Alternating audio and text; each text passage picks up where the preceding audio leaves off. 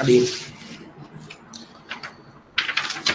श्रीशैलेश दयापात्रं दीभक्त्यादिगुणार्णवं यतीन्द्रप्रवणं वन्दे रम्यजामातरं मुनिं रम्यजामातृयोगीन्द्रपादरेखामयं सदा तदा यत्तात्मसत्तादिं रामानुजमुनिं भजे। लक्ष्मीनाथसमारम्भां नाथयामुनमध्यमाम् अस्मदाचार्यपर्यन्तां वन्दे गुरुपरम्पराम्। यो नित्यमच्युतपदाम्बुजयुग्मरुग्मव्यामोहतस्तदितराणि तृणाय मेने अस्मद्गुरोर्भगवतोऽस्य दयैकसिन्धोः रामानुजस्य चरणौ शरणं प्रपद्ये। मातापिता युवतेस्तनया विभूतिः सर्वं यदेव नियमेन मदन्वयानाम् आद्यस्य नः कुलपतेर्वकुलाभिरामं श्रीमत्तदङ्घ्रियुगलं प्रणमामि मूर्ध्ना। भूतं शरश्च महतः पयवट्टनाथः श्रीभक्तिसारकुलशेखरयोगिवाहान् भक्ताङ्गिरेणुपरकालयतीन्द्रमिश्रान् श्रीमत्पराङ्कुशमुनिं प्रणतोऽस्मि नित्यम्। पितामहस्यापि पितामहाय प्राचेतसादेशफलप्रदाय श्रीभाष्यकारोत्तमदेशिकाय श्रीशैलपूर्णाय नमो नमस्तात्। कूजन्तं राम रामेति मधुरं मधुराक्षरम् आरुह्य कविताशाखां वन्दे वाल्मीकिकोकिलम्। वाल्मीकिर्मुनिसिंहस्य कवितावनचारिणः शृण्वन् रामकथानादं को न याति परां गतिम्। यः पिबन् सततं रामचरितामृतसागरम् अतृप्तस्तं मुनिं वन्दे प्राचेतसमकल्मषम्। गोष्पतीकृतवाराशिं मशकीकृतराक्षसं रामायण महामाला रत्नं वन्दे निलात्मजम्।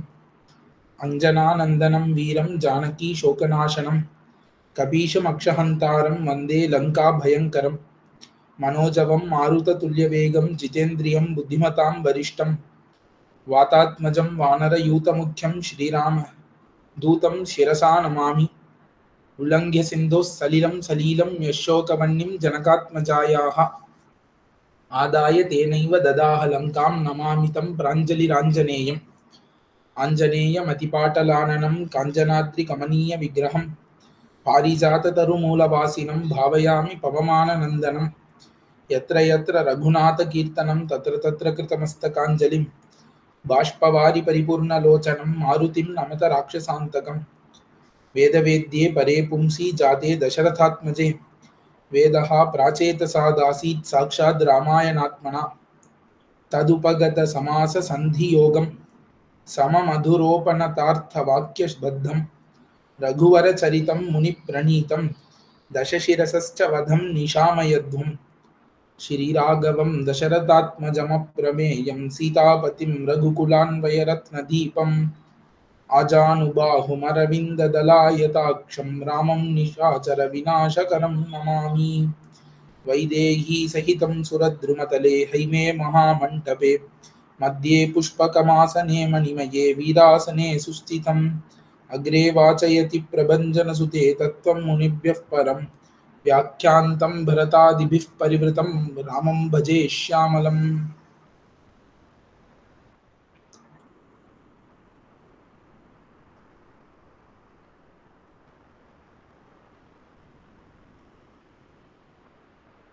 ஸ்ரீராமாயணத்திலே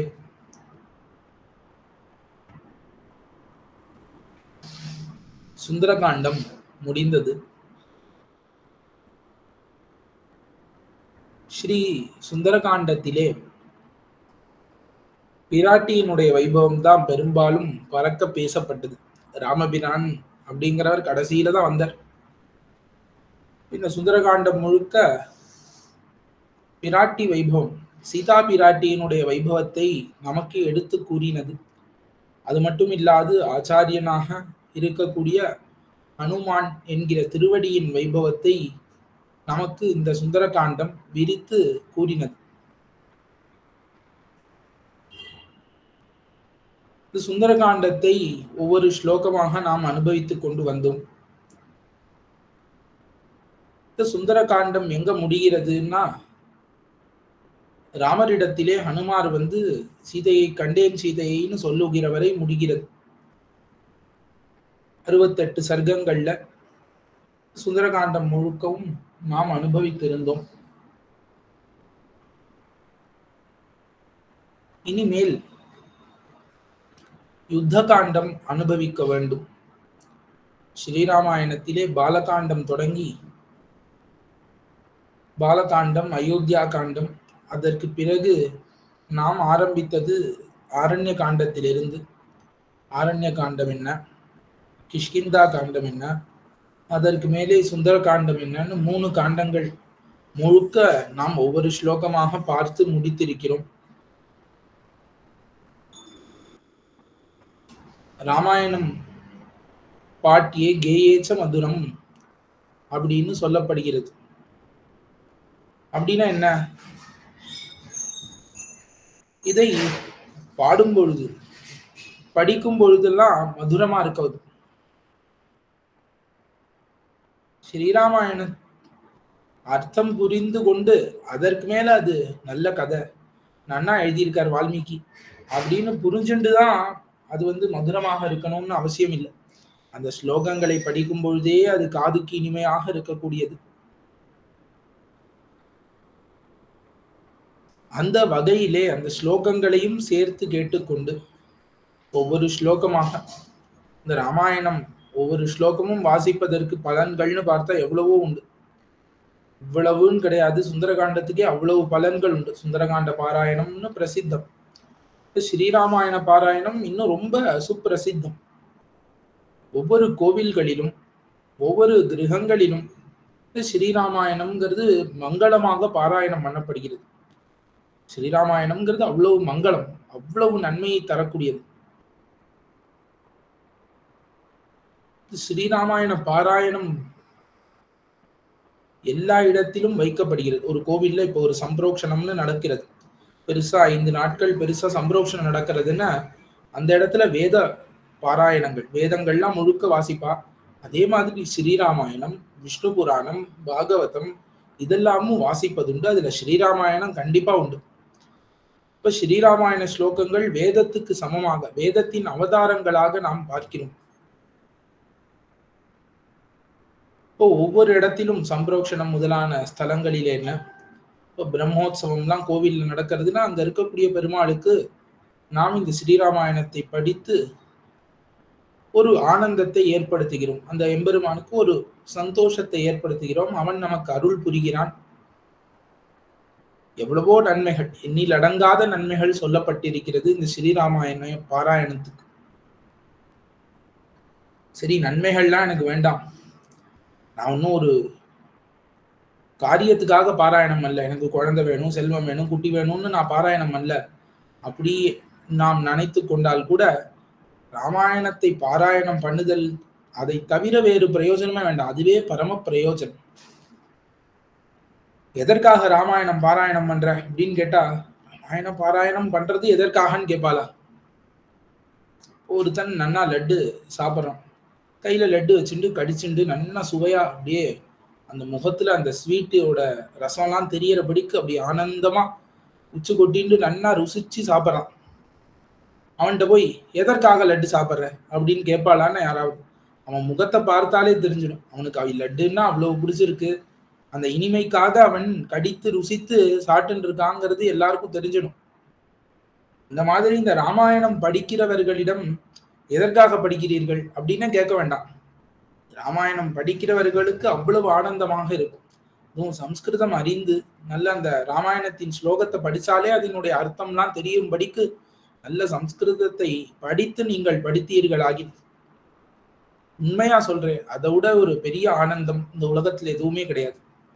அவ்வளவு அழகாக வால்மீகி எழுதியிருப்பார், அவ்வளவு அழகாக வர்ணனைகள் அமைந்திருக்கும், அவ்வளவு அழகாக ராமனும் சீதையும் ஒவ்வொருத்தரும் பேசக்கூடிய பேச்சுக்கள் என்ன, அதுல இருக்கக்கூடிய அந்த சனாதன தர்மத்தின் ஆழமான கருத்துக்கள் என்ன, எல்லாத்தையும் நாம் அனுபவித்து கொண்டு வந்தோம்.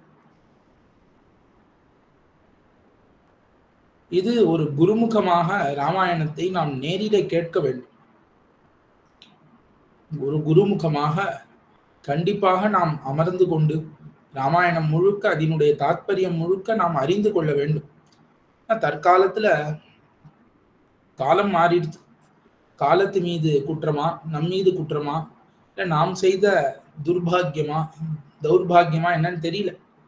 ஏதோ ஒரு வகையில நம்மாலே அப்படி ஒரு சனாதன தர்மத்திலே அனைவராலும் அந்த காலம் மாதிரி ஈடுபட முடியல. உங்களை சொல்றேன்னு நினைத்துக் கொள்ள வேண்டாம், என்னையும் சேர்த்துதான் சொல்லிக் கொள்கிறேன். இப்ப யாராலையுமே இந்த சம்சார பந்தங்களை கடந்து தர்ம வழியில ஈடுபடுவதுங்கிறது இந்த காலத்துல கடினமா இருக்கு, கஷ்டமா இருக்கு.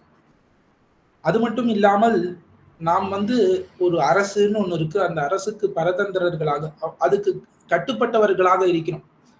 அதனால நம்மால சுதந்திரமாக என்ன வேணா பண்ணலாம்னு ஒண்ணு பண்ணவும் முடியாது. அப்படி இருக்கக்கூடிய நமக்கு இது ஒரு வரப்பிரசாதமாவே பார்க்கலாம் இந்த ஆன்லைன்ங்கிறது. அத தீமைன்னு பார்த்தா அவ்வளவு இருக்கு. இருந்தாலும் நாம் இதை எதையுமே ஒரு பாசிட்டிவா பார்க்கறதுன்னு ஒரு எண்ணம் உண்டு இல்ல. அதிலே ஒரு வரப்பிரசாதமா இதை பார்த்து ஏதோ நம்முடைய கிரகங்களிலே நாம் இருக்கும் பொழுது நமக்கு இது கிடைக்கிறதேங்கிறத பார்க்கலாம். இதுல இருக்கக்கூடிய ஒரே ஒரு பிரச்சனை என்னன்னா, அவரவர்கள் ஒரு நியம நிஷ்டை இல்லாமல் எப்படி வேணா கேட்கலாம்னு ஆயிடுறது. ஒரு குருமுகமாக ராமாயணம் கேட்கிறோம்னா, ஒரு இடத்துல எங்கேயோ ஒரு கோவில்ல யாரோ ஒருத்தர் ராமாயணம் சொல்றா, சுந்தரகாண்டம் சொல்றான்னு அவளுக்கு ஒரு ஆசனம் போட்டு, அனுமாருக்கு ஒரு ஆசனம் போட்டு, அவர்களுக்கு தக்க கௌரவத்தை கொடுத்து, ராமாயணத்துக்கு உண்டான கௌரவம் கோஷ்டின்னு வரும். எம்பெருமான் வீதி புறப்பாடெல்லாம் பெருமாளுக்கு ஆச்சுட்டு முன்னாடி கோஷ்டியில நிறைய பேர் வருவா. அதுல சின்னவா பெரியவா யார் இவர் அவர்னு கிடையாது, எல்லாரும் விழுந்து சேவிப்பான். ஏன்னா அது அவர்களுக்கு கொடுக்கிற மரியாதை இல்லை, அவர்கள் சேவிக்கக்கூடிய அருளி செயலுக்கு கொடுக்கக்கூடிய அந்த திவ்ய பிரபந்தத்துக்கு கொடுக்கக்கூடிய மரியாதை. இப்ப பெருமாளை சுமந்து கொண்டு 4 பேர் வருகிறார்கள்னா, நாம் கீழே விழுந்து சேவிக்கிறோம்னா சுமந்து கொண்டு வருகிறவர்களை சேவிக்கலையே, பெருமாளை தானே சேவிக்கிறோம். அந்த மாதிரி ராமாயணம் ஒருத்தர் சொல்கிறார்கள்னா அவருக்கு மரியாதை கொடுக்கறதுங்கிறது ராமாயணத்துக்கு கொடுக்கக்கூடிய மரியாதை. ராமாயணத்துக்கு வேற எப்படி மரியாதை கொடுக்கறது? ராமாயணத்துக்குன்னு ஒரு ஆசனம் போட்டு, இன்னும் வட இந்தியாவிலாம் நாம் போய் பார்த்தா இது இன்னும் ரொம்ப சுப்பிரசித்தமாக ராமாயணம் பாகவதம்லாம் அப்படி அவர்கள் ராமாயணம் சொல்லக்கூடியவர்களை பார்த்தா ஒரு ராஜா மாதிரி உட்கார்ந்துட்டு இருப்பான். அப்படி ஏன்னா அது ராமாயண புஸ்தகத்துக்கு தினமும் பூஜை செய்து, அந்த ராமாயண புஸ்தகத்துக்கு காலை மாலைன்னு 2 வேளை பூஜை செய்து நல்ல பிரசாதங்களை எல்லாம் பண்ணி அப்படி இந்த ராமாயணத்தை கேட்பார்கள். நாம் என்ன பண்ணுவோம்? கீழே உட்கார்ந்து கேட்கக்கூடியவர்கள் அமர்ந்து கொண்டு நல்ல பணிவாக கீழே உட்கார்ந்துட்டோ ஏதோ ஒரு சேர்லையோ ஏதோ ஒரு இடத்துல நல்லா அமர்ந்துட்டு கவனமாக வேறெங்கும் மனதை செலுத்தாமல் கேட்போம். ஆனா இந்த ஆன்லைன் வந்த பிறகு அப்படி கேட்க முடியல. சில பேர் நடந்துட்டே கேட்பா, சில பேர் நான் அடியனே பார்த்தேன். ஒரு சமயத்துல பஸ்ஸில் போயின்னு இருக்கேன், இந்த பஸ்ஸில் பக்கத்துல இருக்கிறவா எதையோ போட்டுட்டு கேட்டுட்டு இருக்கா, இதுவும் நல்ல விஷயம் கேட்கிறா. ஆனா அது கேட்கக்கூடிய இடம் பஸ்ஸில் இல்லை. அவன் மட்டும் பஸ்ஸில் போயிட்டே கேட்கிறா, ட்ரெயின்ல போயிட்டே கேட்கிறா, நடந்துட்டே கேட்கிறா, தூங்கிட்டே கேட்கிறா, படுத்துட்டே கேட்கிறா. இந்த மாதிரியாக நாம் நேர்ல ஒரு காலட்சேபத்துக்கு ஒரு உபன்யாசத்துக்கு போனா என்ன மரியாதை கொடுப்போமோ அது இந்த ஆன்லைன்ல கிடைக்கிறது. இருந்தாலும் பரவாயில்ல, ஏதோ ஒரு வகையில இந்த ராமாயணம் யாரோட செவியிலேயாவது விழுந்தால் அவர்களுக்கு ஏதோ ஒரு சமயத்துல ஒரு நன்மை ஏற்படுங்கிற பரந்த எண்ணங்களிலே பல சனாதன தர்மத்தை வளர்ப்பதற்குன்னு இருக்கக்கூடிய பற்பலர் நல்ல தார்மிகர்கள், இந்த மாதிரியான குழுக்கள், இவர்கள் இந்த மாதிரியான ஒரு உபன்யாசங்களை எல்லாம் ஏற்பாடு பண்ணி ஆன்லைன்னாலும் பரவாயில்ல நடத்துவோம் அப்படின்னு நடத்துகிறார்கள். 4 பேர் அதை துஷ்பிரயோகம் பண்ணால் கூட, ஒரு 4 பேர் ஏதோ பொழுதுபோக்குக்கு கேட்டார்கள்னா கூட 40 பேர் நன்னா கேட்கிறார், ஆர்வமாக கேட்கிறார்கள், ஆசையாக கேட்கிறார்கள். சரி, இந்த 4 பேர் துஷ்பிரயோகம் பண்றாங்கிறதுக்காக இந்த 40 பேர் இழக்கக்கூடாதுன்னு இந்த மாதிரியாக ஆன்லைன் வழியாக நாம் படித்து கொண்டு வருகிறோம். ராமாயணம் ஒவ்வொரு ஸ்லோகமாக நாம் அதனுடைய சாரமான அர்த்தங்கள் தான் படிக்கணும். உண்மையா நான் சொல்லணும்னா, அடியேன் இவ்வளவு 3 காண்டங்கள் சொல்லியிருக்கேனே, ஸ்லோகத்தினுடைய எல்லா அர்த்தத்தையும் நான் சொல்லிட்டேனான்னா இல்லை, கிடையவே கிடையாது. ஒவ்வொரு ஸ்லோகத்துக்கும் அர்த்தம் சொல்லிட்டு போகணும்னா நம்ம ஆச்சாரியர்கள் எழுதக்கூடிய ஸ்லோகங்கள் அர்த்தங்கள்லாம், சில ஸ்லோகங்கள்லாம் எடுத்தா அந்த ஒரு ஸ்லோகமே 4 நாள் ஒரு ஸ்லோகம், ஒரே ஒரு ஸ்லோகம். நம்ம 1000கணக்கில் ஸ்லோகம் பார்த்துட்டு இருக்கோம், ஒரு ஸ்லோகமே கிட்டத்தட்ட 2 நாள் 3 நாள் அந்த மாதிரி பறக்கும். அதுவும் இந்த யுத்த காண்டம் இருக்கே, யுத்த காண்டத்துல அபயப்பிரதான சாரம்னு ராமாயணத்தினுடைய உயிரான சரணாகதி, விபீஷண சரணாகதி இதுலதான் இருக்கு. இதனுடைய ஒவ்வொரு ஸ்லோகத்துக்கும் பெரியவாச்சான் பிள்ளைங்கிற மகாச்சாரியர் பெரிய வியாக்கியானம் அபயப்பிரதான சாரம்னு பண்ணியிருக்க. அந்த புஸ்தகத்தெல்லாம் எடுத்து நாம் அந்த அர்த்தங்களை எல்லாம் சேர்த்து படிச்சோம்னா இன்னைக்கு நாளைக்கு முடிக்க முடியாது. ராமாயணத்தை இன்னைக்கு நாளைக்கு முடிச்சிட முடியாது. அது போயிட்டே இருக்கும். ஒவ்வொரு ஸ்லோகம் ஒவ்வொரு நாள்னு படிக்கலாம். இருந்தாலும் இந்த குழு அவர்கள் கேட்டுக்கொண்டதற்கு இணங்க, இந்த பாகவதர்களின் ஆசைக்கு இணங்க ஒவ்வொரு ஸ்லோகமாக என்னால் முடிந்த அளவுக்கு அதை படித்து அதற்குண்டான சுருக்கமான பொருள், தாற்பயமான பொருள் என்னவோ ஒரு வரியில 2 வரியில அதை நான் சொல்லுகிறேன். சில இடங்கள்ல கொஞ்சம் அதிகமாக தேவைப்படும் இடங்கள்ல அதிகமான பொருள்களையும் நான் சொல்லிக் கொண்டு வருகிறேன். இப்படிதான் 3 காண்டங்களாக நாம் பார்த்து கொண்டு வந்துள்ளோம்.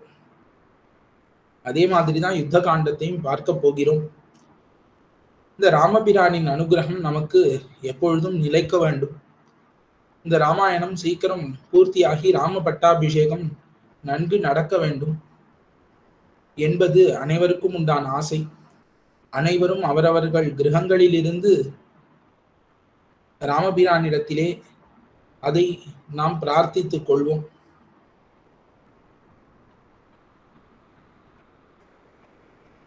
இது புதிதாக யுத்த காண்டம் தொடங்குவதினாலே சில விஷயங்கள் சொல்லணும்னு தோணித்து, அதனால பகிர்ந்து கொண்டேன். இதுல ஏதாவது தவறா பேசியிருந்தாலும் அடியனை பொறுத்தருள வேண்டும்.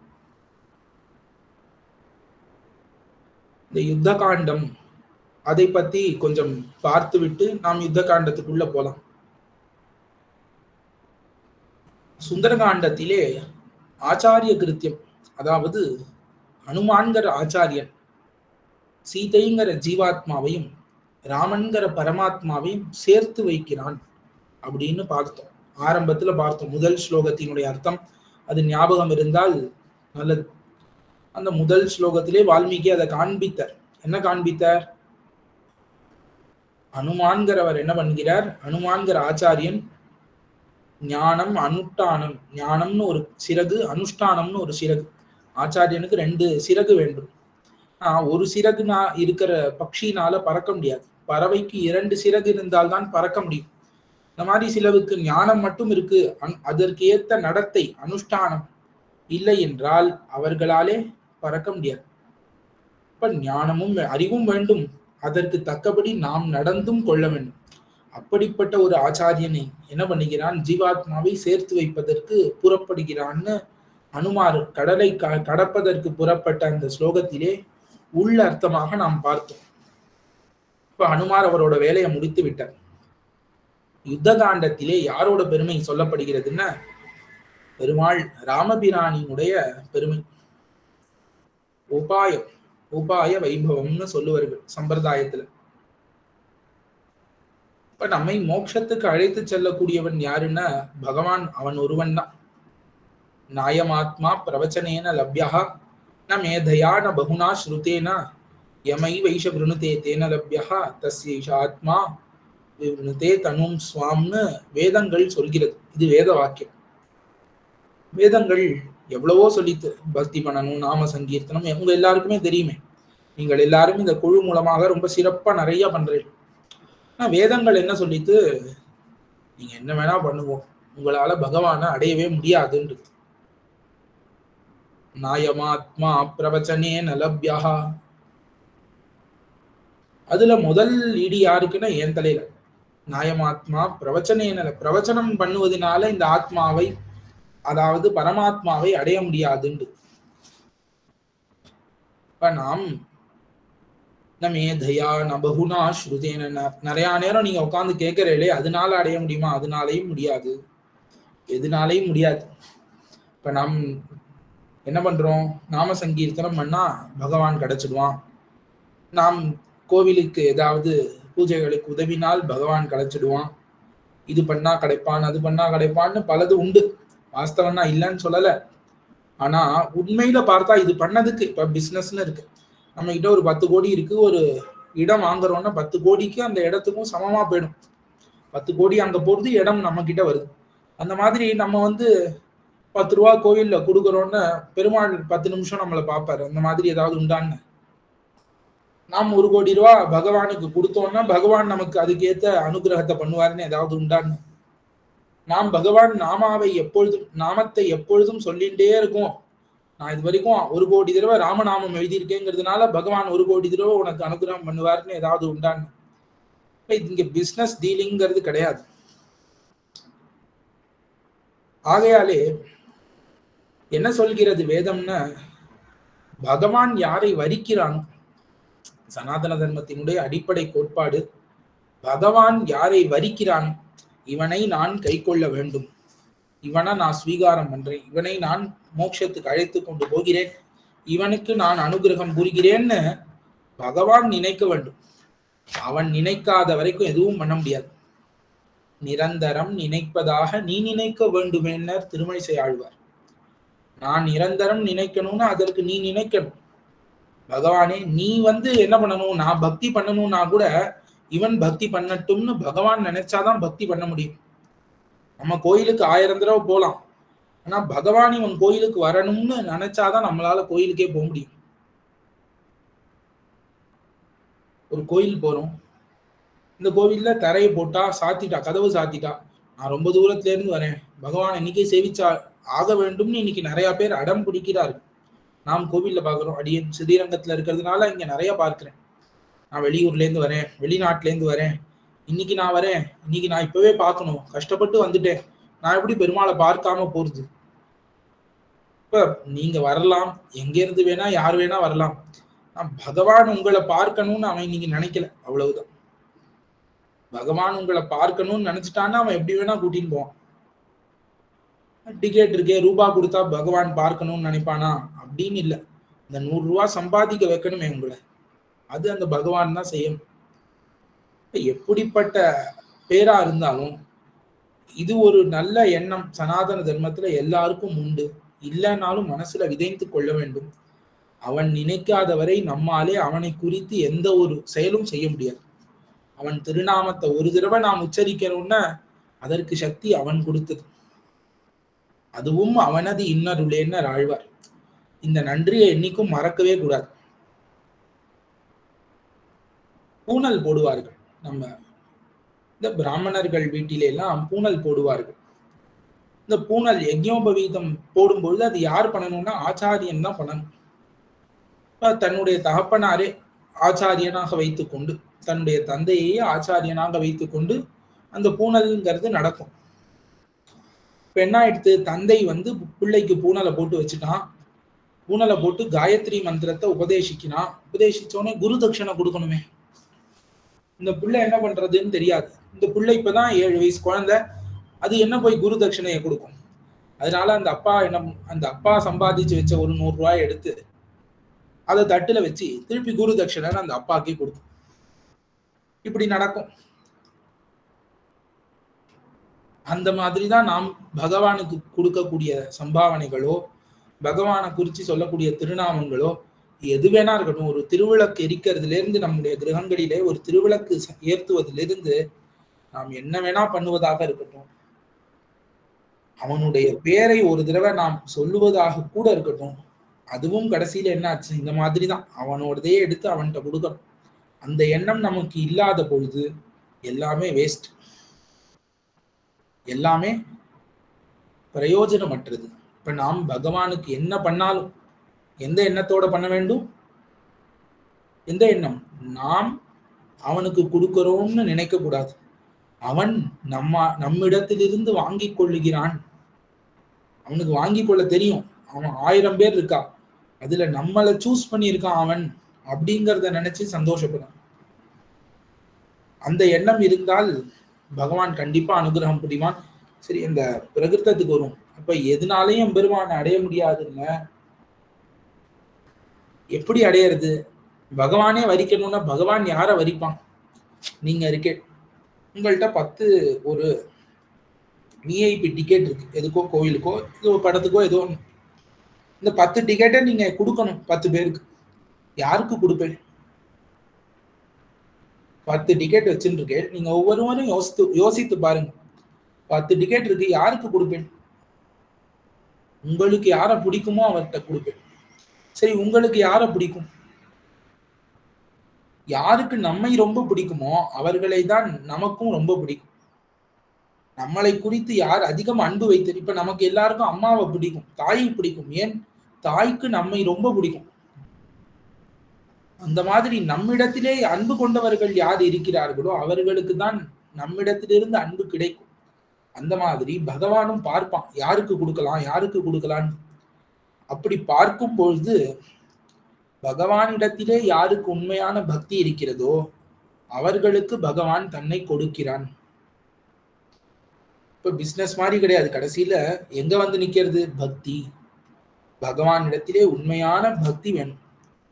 பக்திங்கிறது என்ன? எம்பெருமானை எப்பொழுதும் நினைத்து கொண்டு அவனை எந்த ஒரு காரணத்திலும் அவனை நிந்திக்காமல், பாகவதர்களிடத்துல என்ன ஒரு அபச்சாரமும் படாமல், மனசு வாக்கு காயம்னு 3 கரணங்களாலும் முடிஞ்ச செயல்களை செய்து கொண்டு நாம் இருக்க வேண்டும்.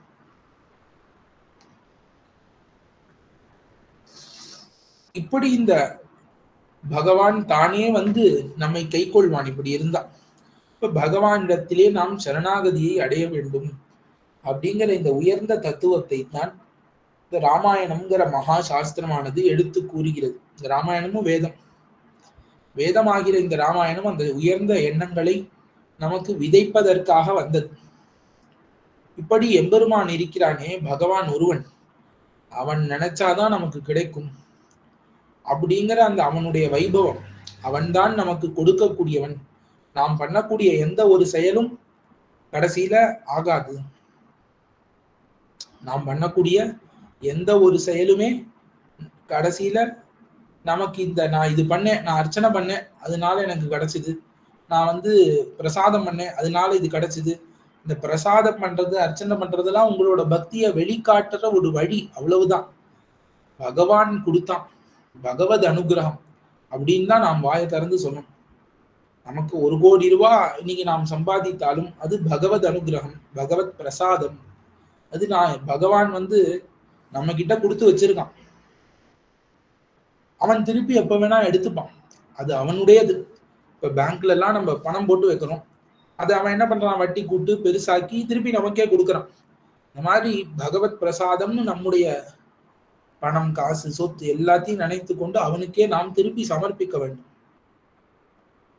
அப்படி எம்பெருமான் தான் நமக்கு எல்லாத்தையும் பண்ணுகிறான் அப்படிங்கிற அவனுடைய தன்மை இருக்கிறதே, உபாயமாக வழியாக நம்மை மோட்சத்துக்கு அழைத்து செல்லக்கூடியவனாக இருக்கிறான்கிற அந்த தன்மை, அந்த தன்மையைத்தான் இந்த யுத்த காண்டம் சொல்லுகிறது. இந்த யுத்த காண்டம் ஆரம்பிக்கும் பொழுது எப்படி ஆரம்பிக்கிறதுன்னா, ஹனுமார் வந்து ராமரிடத்திலே சீதையை கண்டேன்னு சொல்லிட்டார். உடனே ராமர் அனுமாரை கொண்டாடுறார். எல்லார் முன்னாடி சுக்ரீவன் இருக்கான், ராமர் அவ்வளவு பெரியவர், யாரோ ஒரு அனுமார் பண்ணதுக்கு அவரை கொண்டாடணும்னு கிடையாது. ஆனா ராமர் எவ்வளவு உயர்ந்தவர். ராமர் வந்து ராமபிரான், சுக்ரீவன், லக்ஷ்மணன் எல்லார் முன்னாடியும் ஹனுமாரை கொண்டாடுகிறார். இப்படிதான் இந்த யுத்த காண்டம் ஆரம்பிக்கிறது. இதற்கு பின்னாடி என்ன கருத்து இருக்கிறதுன்னு பார்த்தால், பிரத்யக்ஷே குரவஸ்துத்யாக பரோக்ஷே மித்ரபாந்தவாக காரியாந்தே தாசவிருத்தாச்ச ந கதாச்சன புத்திரகாகான்னு சாஸ்திரம் சொல்லுகிறது. சனாதன தர்மத்திலே நம்முடைய ஆச்சாரியர்களை நாம் பார்த்தால், நம்முடைய ஆச்சாரியர்களை பிரத்யக்ஷமாக துதிக்க வேண்டும். ஆச்சாரியர் நேரா இருக்கிறச்சு ஆச்சாரியரை புகழணும், வாயால புகழணும். குரும் பிரகாஷையே தீமான்னு சாஸ்திரங்கள் சொல்கிறது. நம்முடைய குரு இருக்காருன்னா குருவை எல்லா இடத்துலையும் புகழ்ந்து சொல்லணும். எனக்கு இந்த குரு இருக்காரு, அவர் இது சொல்லி கொடுத்தாரு, அவர்னாலதான் நான் இன்னைக்கு சொல்றேன் அப்படிங்கிறத வார்த்தை தோறும் சொல்லி புகழணும் அவரை. இப்ப யார் அறிவாளின்னா இந்த குருவை பிரகாசிக்கக்கூடியவன், குருவை நல்ல குருவை பத்தி புகழை பேசக்கூடியவன் தான் மிகவும் அறிவாளின்னு சாஸ்திரம் கூறுகிறது. இப்ப இது பிரத்யக்ஷே குரவஸ்துத்யாக. இப்ப மித்திரர்கள் பந்துக்கள் அவர்களெல்லாம் நேர முகத்தை பார்த்து துதிக்க கூடாது. ஆனா பின்பக்கமா போய் இந்த நண்பன் எனக்கு இது செய்தான்னு வேற ஒருத்தன்ட்ட புகழலாம். வேலை செய்யக்கூடியவர்களை எல்லாம் வேலை செஞ்சுட்டு இருக்கிற போது புகழக்கூடாது. வேலையை முடிச்சு நன்னா முடிச்சுட்டா வேலை என்ன, நன்னா வேலையை முடிச்சுட்டா அப்படின்னு புகழலாம். நம்முடைய பிள்ளைகளை ஒரு காலம் புகழவே கூடாதுங்கிறது சாஸ்திரம். நம்முடைய பிள்ளைகளை எல்லாம் ஒரு காலம் புகழ்ந்தே பேசக்கூடாது. அவர்களுக்கு அந்த அகங்காரத்தை எப்போதும் விதைக்கவே கூடாது. புகழுக்கு அடிமையாகக்கூடிய அந்த அகங்காரத்தை இன்னைக்கு எதுக்கு எடுத்தாலும் ஒரு புகழ்ச்சி, ஒரு எதுக்கெடுத்தாலும் ஒரு இது பிள்ளைகளை ஏதோ கடவுள் மாதிரி பார்க்கிற காலமாக இன்னைக்கு இருக்கு. அவர்களுக்கு அந்த அகங்காரம்ங்கிற விதையை என்னைக்குமே விதைக்க கூடாது. ஆக இந்த சாஸ்திரத்தின்படி குருவாக இப்ப யார் இருக்கா? ஆச்சாரியன்கிற ஸ்தானத்துல அனுமார் தானே இருக்கார். அனுமார் தான் சீதையையும் ராமனையும் சேர்த்து வைக்கிறார். இப்ப அவர் தான் ஆச்சாரியன். அந்த ஆச்சாரியனான அனுமாரை அனுமார் முன்னிலையிலே இன்னும் பல பேர் முன்னிலையிலே ராமர் புகழ்கிறார். இப்ப பிரத்யக்ஷே குரவஸ்துத்யாக, குருவை நேரா அவன் முன்பே அவனை புகழ வேண்டும்ங்கிற சாஸ்திரத்தை ராமர் நமக்கு செய்து காண்பிக்கிறார். அப்படின்னு இதனுடைய உள்ளர்த்தத்தை யுத்த காண்டம் ஆரம்பிக்கும் பொழுதே ஆச்சாரியனை கொண்டாடி ஆரம்பிக்கப்படுகிறது இந்த யுத்த காண்டம். இப்படி அந்த ஆச்சாரிய வைபவமும் அதற்கு மேல பகவான் ராமபிரான் விபீஷண சரணாகதிங்கிற கட்டத்துல அவன் பேசக்கூடிய வார்த்தைகள், அவன் சொல்லக்கூடிய கதைகள்லாம் நம் மனதிலே இவன் தான் நம்மை ரட்சிப்பான், ராமனை விட்டால் நம்மை காக்கக்கூடியவர்கள்னு ஒருத்தர் இந்த உலகத்துல இருக்கவே முடியாது. ஆனா ஒருத்தன் நம்மை காக்கணும்னா அவன்கிட்ட சில குணங்கள்லாம் வேண்டும். அதெல்லாம் பரிபூர்ணமா இருக்கக்கூடியது ராமன்கிட்ட மட்டும்தான். ராமனை தவிர, ராமபிரானை தவிர நம்மை ரட்சிப்பார் வேறு ஒருவரும் இல்லைங்கிற எண்ணம் நம் மனசுல பிறந்துடும். அது பிறக்கலைன்னா இந்த கேட்கறதுனால ஒரு பலனும் கிடையாது. ராமன் தான் ரட்சகன், ராமன் தான் என்னை காக்கிறான், என்னுடைய தந்தை தாய் கணவன் பிள்ளை யாரும் என்னை காக்கவில்லை, அவர்கள் மூலமாக ராமன் தான் காக்கிறான் அப்படிங்கிற எண்ணத்தை நாம் மனதிலே விதைத்து கொள்ள வேண்டும். அதுதான் இந்த ராமாயணத்தை நாம் கேட்பதற்கு பலன், வேற எந்த பலனும் கிடையாது. இப்படி பெருமை பெற்ற இந்த ஸ்ரீராமாயணத்திலே யுத்த காண்டத்திலே பல பல அர்த்தங்கள் கூறப்படுகிறது. இருக்கிறதுக்குள்ளேயே பெரிய காண்டம்ங்கிறது இந்த யுத்த காண்டம் தான். ராமாயணத்துல இருக்கிறதுலே பெரிய காண்டம் இந்த யுத்த காண்டம் தான். 128 சர்க்கங்கள் இருக்கு. சுந்தர காண்டத்துல 68 சர்க்கம் தான். இதுல 128 சர்க்கம், 2 மடங்கு அதிகம். சுந்தர காண்டத்தோட 2 மடங்கு அதிகம் யுத்த காண்டம், 2 மடங்கு பெரியது. ராமர் இங்கிருந்து போய் மறுபடி ராம பட்டாபிஷேகம் வரைக்கும் இந்த யுத்த காண்டத்துல முடிகிறது. ராம பட்டாபிஷேகத்தோட இந்த யுத்த காண்டம் நிறைவடையும். அதற்கு பிறகு உத்தரகாண்டம் அப்படின்னு போகும் ஸ்ரீராமாயணம். இந்த யுத்த காண்டம்ங்கிறது லவகுச்சர்களாலே 20ஆம் நாள் லவகுச்சர்கள் பாடுகிறார்கள்ல, ஸ்ரீராமாயணத்தை பாடுகிறார்கள் ராமர் முன்னாடி. அது 20ஆம் நாள் பாடக்கூடிய இடத்துல ஆரம்பிக்கப்பட்டு 21ஆம் நாள் வரைக்கும் இந்த யுத்த காண்டத்தை பாடுகிறார்கள் அப்படிங்கிறதையும் இதை நாம் நினைத்து கொள்ள வேண்டும். யுத்த காண்டம் படிக்கும்போது சேர்த்து நினைத்து கொள்ளலாம்.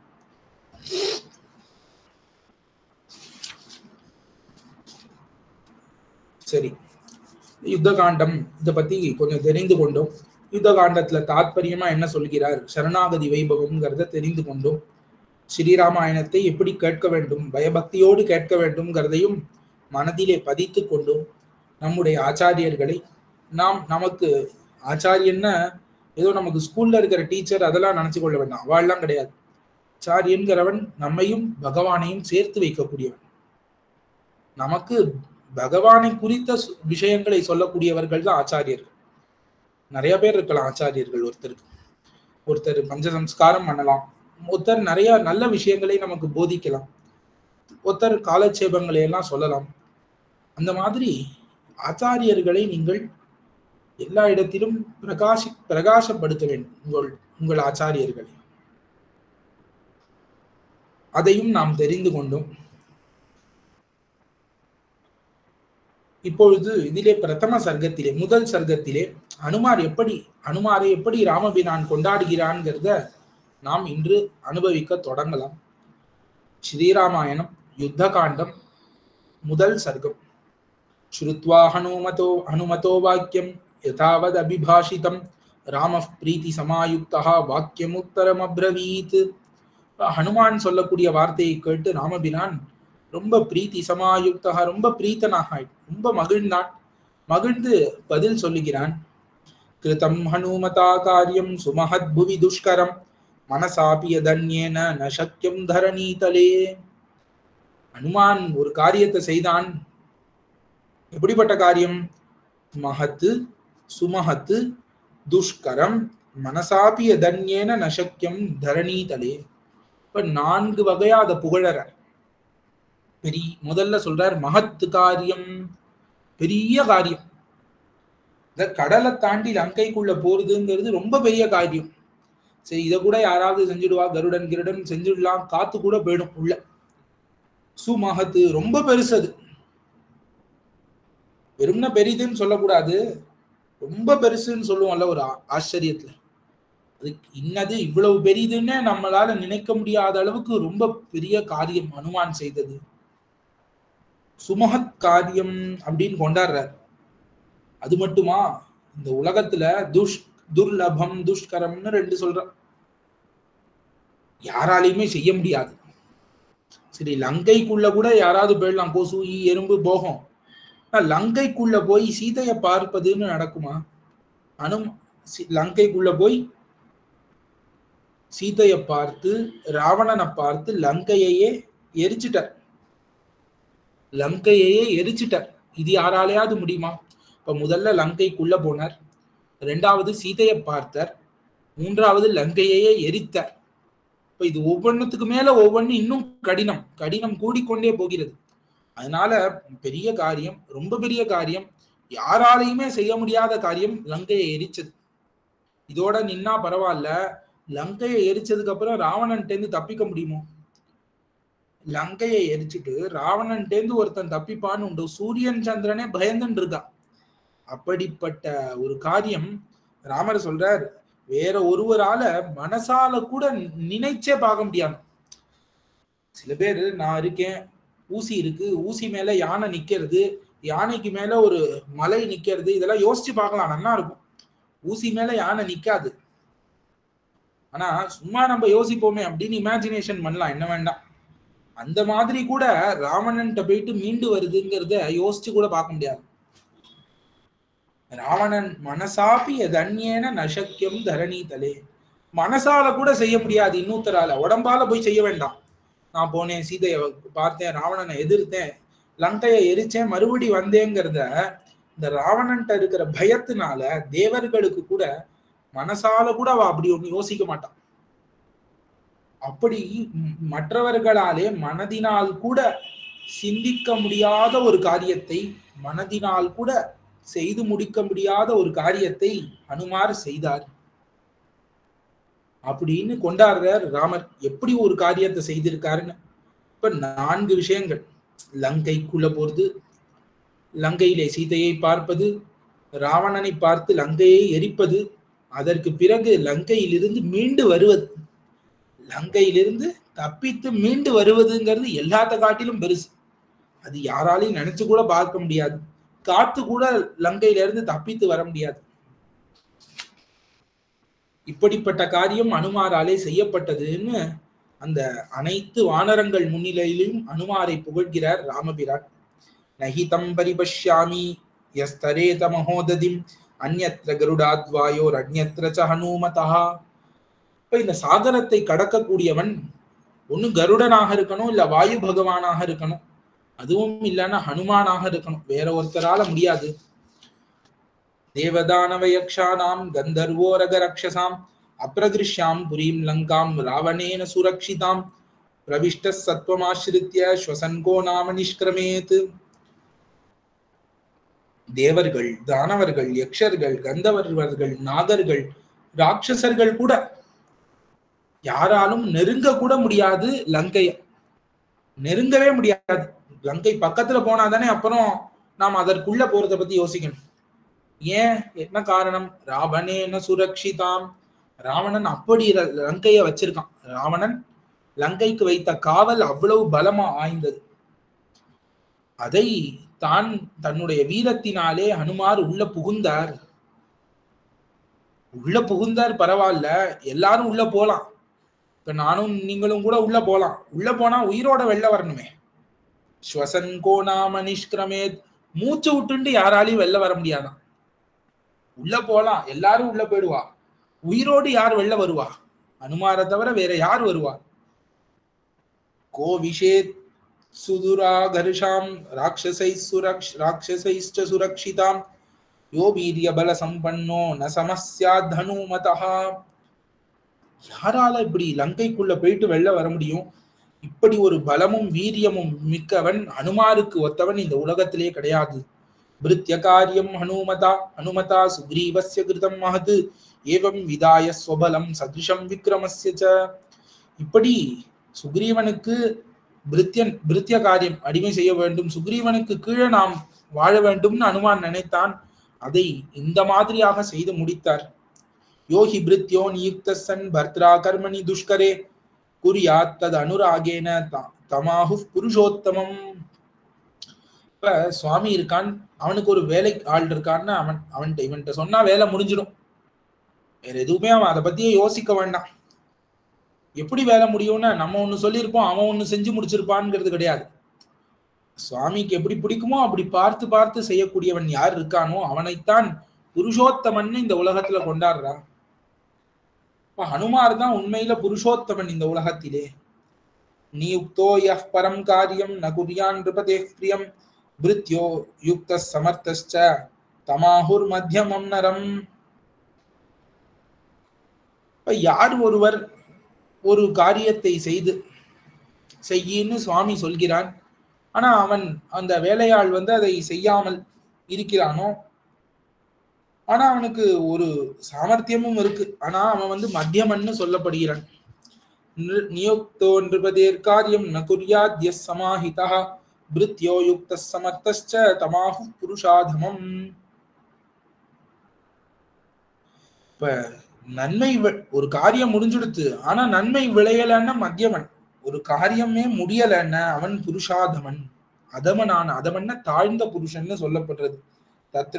தன்னியோகே நியுக்தேன கிருதம் கிருத்யம் ஹனுமதஹ ந சாத்மா லகுதாம் நீதஹ சுக்ரீவஸ்சாபி தோஷிதஹ. அப்படி சுக்ரீவன் ஒரு காரியத்தை நியமிச்சான் ஹனுமார்ட்ட, ஹனுமார் அதை செய்தார். அது நன்னா செய்து முடிக்கப்பட்டது ஹனுமாராலே. ஆகையாலே ஹனுமாரும் உயர்ந்துட்டார், ஹனுமாரை வேலை வாங்கின சுக்ரீவனும் ரொம்ப உயர்ந்துட்டான், உள்ளம் குளிர்ந்து விட்டான்.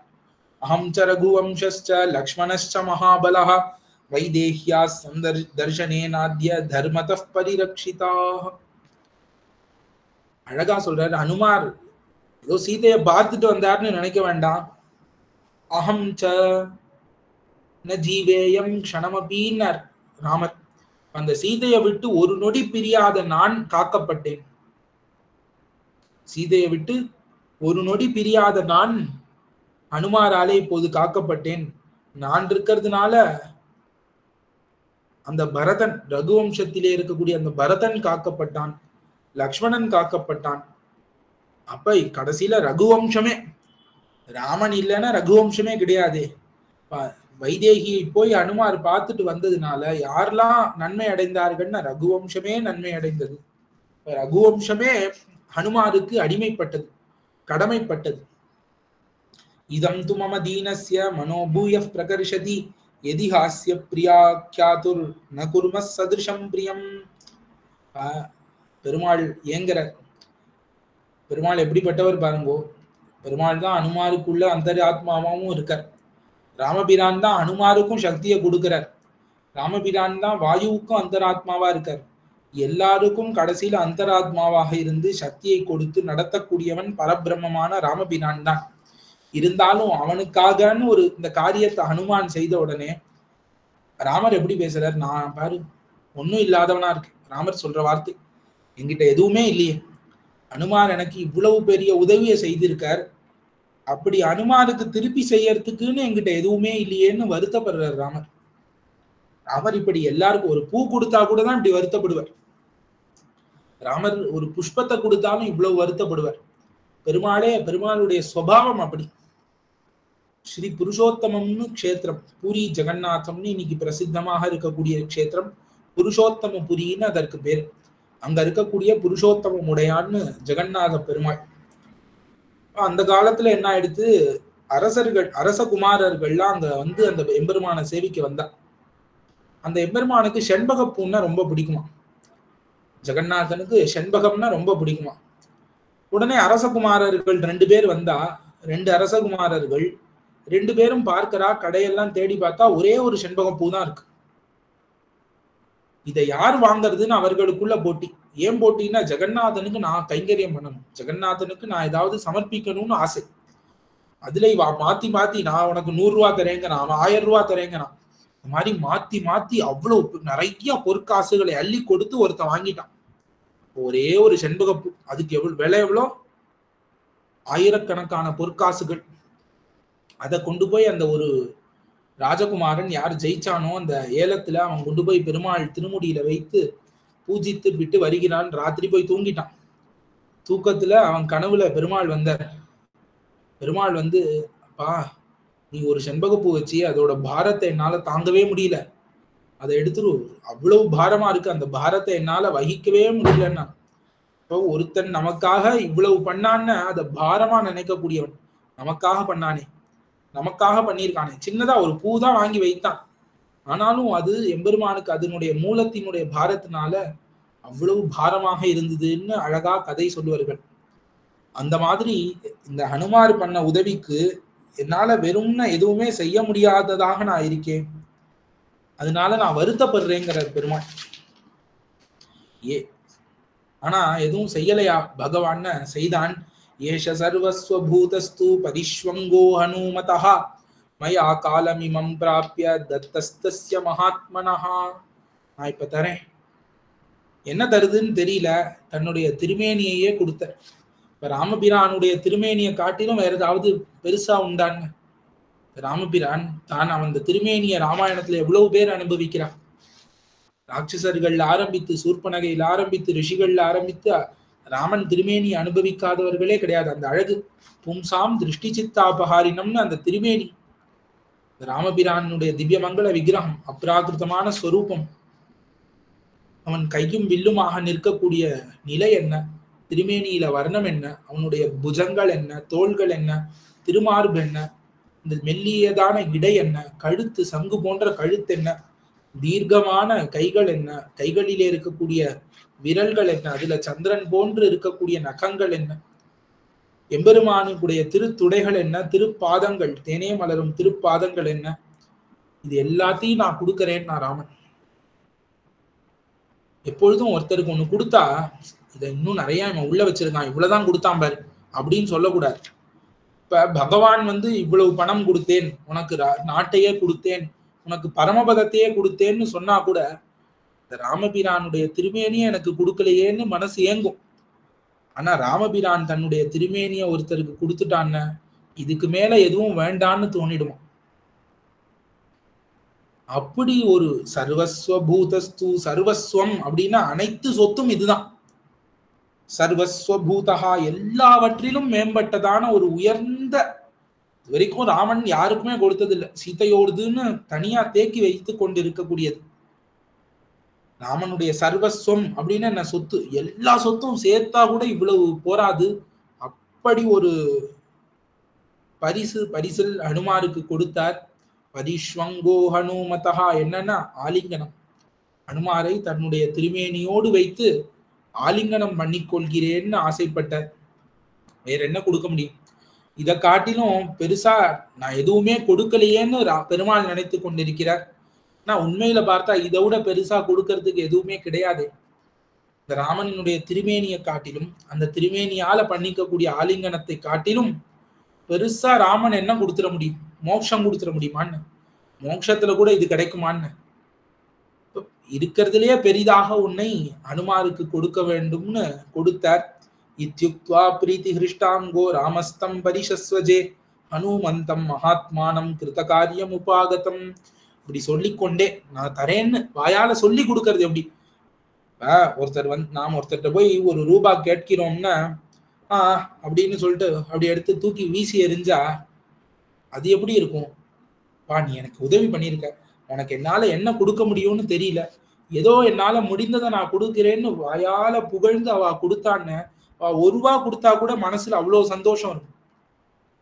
இந்தா என்கிட்ட 1 ரூபா தான் இருக்கு, இதை வச்சுக்கோ, என்னால முடிஞ்சதை நான் கொடுக்கறேன்னு அவ இந்த ஒரு நல்வார்த்தை வாயில வந்துட்டே ஒரு புன்சிரிப்போட ஒரு தானம் பண்ணா அது இன்னும் அந்த 1 ரூபாயா இருந்தா கூட அவ்வளவு விசேஷமா இருக்கும். இவர் சர்வ சொத்தையே கொடுக்கிறார். வாயால நான் ஏதோ உன்னை ஆலிங்கனம் பண்ணி கொள்கிறேன்னு அனுமார சொல்லி ரொம்ப சந்தோஷமாக, உடம்பெல்லாம் மகிழ்ச்சி. மகிழ்ச்சி முகத்துல மட்டும் தெரியல, ராமர் உடம்பு முழுக்க மகிழ்ச்சி தெரியறது. பிரீத்தி கிருஷ்டாங்கா, ஒவ்வொரு அங்கங்களிலும் மகிழ்ச்சி ராமருக்கு வெள்ள பொங்குகிறது. அந்த பொங்கும் மகிழ்ச்சியோடு அங்கங்களோடு ராமபிரான் ஹனுமாரை தன்னுடைய 2 கரங்களாலே தான் ஆலிங்கனம் பண்ணி கொள்கிறான். மார்போடு மார்பு தழுவிக் கொள்கிறான். தன்னுடைய உடம்பையே அந்த ஹனுமாருக்கு கொடுத்தான். சர்வஸ்வம், சர்வஸ்வ தானம், எல்லாத்தையும் கொடுத்துட்டான். வேற என்ன கொடுக்க முடியும்னு இனிமே கேட்க முடியாது. ஏன்னா அவன் மகாத்மானம், கிருதகாரியம், காரியத்தை முடித்து மகாத்மாவாக வந்திருக்கக்கூடிய அந்த ஹனுமானுக்கு தன்னை தானே மொத்தமாக சமர்ப்பித்தான். அப்ப ஆழ்வார்கள் அழகாக சொல்லுவார்கள், தன்னையே தந்த கற்பகம். கற்பக விருட்சம்னு ஒண்ணு பிரசித்தம். இந்த கற்பக விருட்சம் தேவலோகத்துல இருக்கும். இந்த கற்பக விருட்சம் என்ன பண்ணும், அது கிட்ட போய் யார் என்ன கேட்டாலும் கொடுத்துருமா. கர்ணனுக்கெல்லாம் மேல அது கற்பக விருட்சம் கேட்பதையெல்லாம் கொடுக்கும். ஆனா கல்பக விருட்சமே நீ என் வீட்டுக்கு வா அப்படின்னு வராது. நான் இங்கதான் இருப்பேன், வேற ஏதாவது கேளு கொடுக்கறேன். நான் இந்த பகவான் இருக்கானே ராமபிரான், தன்னையே தந்த கற்பகம். அவன் கேட்பதை எல்லாமும் கொடுப்பான். அதை தவிர தன்னையேவும் கொடுத்துருவான். கல்பக விருட்சம் தன்னை கொடுக்காது. இல்ல எனக்கு கல்பக விருட்சம் வேணும் அப்படின்னா அதை கொடுக்காது கல்பக விருட்சம். நான் பகவான் வேணுங்கிறதையும் கொடுப்பான், தன்னையே கூட கொடுத்துருவான். நீ என்னுடைய கிரகத்துக்கு வாயேன், என்னுடைய நெஞ்சுக்குள்ள வாயேன்னா உடனே ஓடி வந்துடுவான். அவனையே நமக்கு கொடுத்து விடுவான் பகவான் என்று பகவான் தன்னையே கொடுத்தான். தியாத்வா புனருவாச்சேதம் வச்சனம் ரகுசத்தமஹ ஹரிநாம் ஈஸ்வரஸ்யேவ சுக்ரீவஸ்யோபசிருண்வதஹ. உடனே கொஞ்ச நேரம் தழுவிக்கொண்டு சிறிது நேரம் ஆலோசித்து சுக்ரீவனிடத்திலே ராமபிரான் பேசுகிறார். சர்வதா சுகிருதம் தாவத் சீதாயா பரிமார்கணம் சாகரம் து சமாசாத்திய பூயோ நஷ்டம் மனோமம. சீதையை தேடி கண்டுபிடித்து கொடுப்பதுங்கிறது ஜம்முன்னு பண்ணிட்ட சுக்ரீவா, நீ சொன்னபடிக்கே சீதையை தேடி கண்டுபிடித்து விட்டாயின்னு சுக்ரீவனிடத்திலே விண்ணப்பிக்கிறார். ஆனா சமுத்திரம்னு நடுவுல ஒண்ணு இருக்கே, அதை நினைச்சாதான் மனம் கஷ்டப்படுறது. கதம் நாம சமுத்திரஸ்ய துஷ்பாரஸ்ய மகாம்பசஹ ஹரையோ தட்சிணம் பாரம் கமிஷ்யந்தி சமாஹிதாக. எப்படி அந்த சமுத்திரத்தை இந்த குரங்குகள்லாம் கடக்க போறதோ தெரியலையே. யத்யப்யேஷத்து விருத்தாந்தோ வைதேஹ்யா கதிதோ மம சமுத்திர பாரகமனே ஹரிநாம் கிமி ஓத்தரம். சீதையை பத்தி தெரிஞ்சிடுத்து, ஆனா சமுத்திரத்தினுடைய அந்த பக்கம் இப்ப போகணும். இப்ப ராவணனை கொல்ல வேண்டும் அப்படின்னு சீதையே சொல்லிட்டா. நம்ம அதுல முடிவெடுக்க வேண்டாம். சீதையே சொல்லிவிட்டாள். என்ன சொல்லிட்டா, குரங்கு படையோடு ராவணனையும் லங்கையையும் அழித்து விட்டு என்னை கூட்டிக் கொண்டு செல்லட்டும், 1 மாசம் அவகாசம்ட்டா சீதை. அது பண்ணணும்னா நடுவுல சமுத்திரம் இருக்கே, அதுக்கு என்ன பதில், சமுத்திரத்தை தாண்டுவதற்கு என்ன பதில் அப்படின்னு சுக்ரீவனிடத்திலே ராமர் கேட்கிறார். இத்யுக்த்வா சோக சம்பிராந்தோ ராமசத்ரு நிபர்ஹணஹ ஹனுமந்தம் மகாபாகுஹு ததோ தியானம் உபாகமத். இப்ப ஹனுமாரை பார்த்து இந்த மாதிரி சொல்லிவிட்டு, இப்ப ஹனுமாரே சாகரத்தை எப்படி கடக்கிறது நீங்க சொல்லுங்க. ஏன்னா அவர் தானே கடந்து விட்டு வந்தார். அப்ப சோகத்திலே கலங்கி சிந்தையிலே ஆழ்ந்தார். இப்ப சிந்திப்பதிலே ஆழ்ந்து போனார் ராமபிரான் என்பதோடு இது முதல் சர்க்கம் முடிகிறது. இதற்கு மேலே 2ஆம் சர்க்கம் தொடங்கி கதைகளை மேலே காலக்ஷேபங்களிலே அனுபவிப்போம். ஆழ்வார் திருவடிகளே சரணம், எம்பெருமானார் திருவடிகளே சரணம், ஜீயர் திருவடிகளே சரணம்.